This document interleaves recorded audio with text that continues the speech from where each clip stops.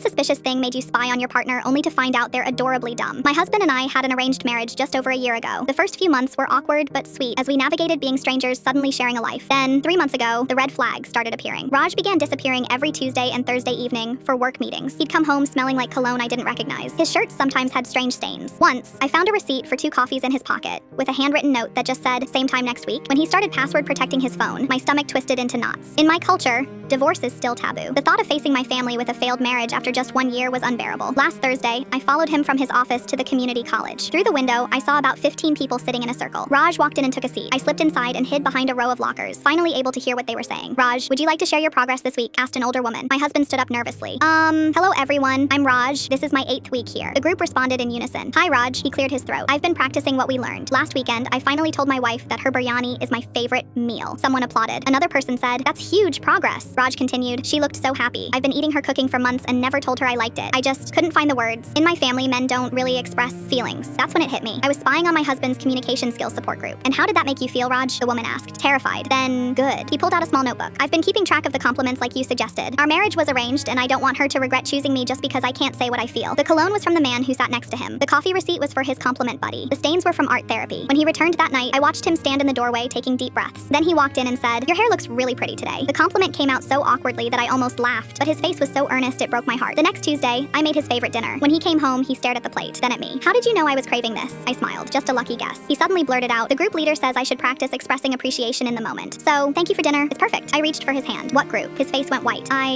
The one at the community college? I followed you. I thought you were having an affair." His expression shifted from shock to horror. "You thought, but I would never. I've been taking a course on emotional communication. I was going to tell you when I got better at it." I squeezed his hand. "You've been secretly taking classes to learn how to tell me you love my biryani." He nodded. "And your hair. And your laugh." My father never once told my mother he loved her. I don't want to be that husband. Last Thursday, I drove him to his meeting and handed him a sealed envelope. "For your group share today." Now I drop him off every Tuesday and Thursday with a new note. His group calls me the emotional translator.